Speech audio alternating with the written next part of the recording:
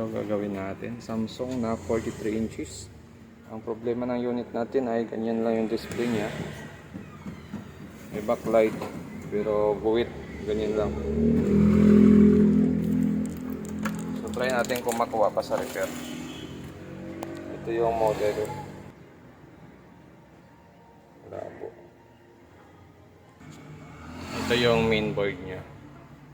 Ito naman yung T-con. So madalas sa mga ganitong T-con yung gamit ay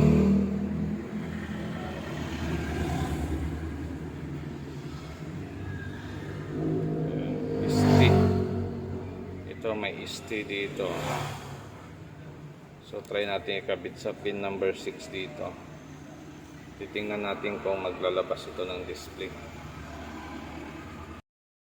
So ito na, natapos na natin i-set up yung T-con natin. So itong unit na to ay napa-check up na rin pala nila to. Mayroong gumawa na nito, nag-try silang mag-cut dito.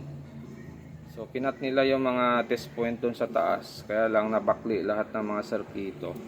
Kaya hindi na natin mahinang yung portion doon. Kaya ginawa natin, hinawi na lang natin mga resistor para ma-fit natin doon siya sa may test point sa baba.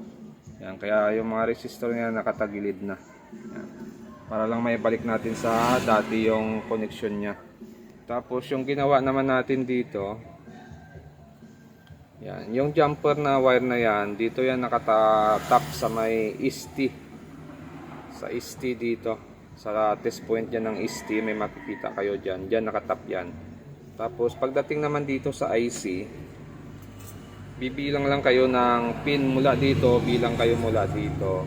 6 pin, 1, 2, 3, 4, 5. Yung pang-anim, doon nyo ikabit yung wire sa pang-anim na pin. Tapos itap nyo yan dito sa ST. Yan.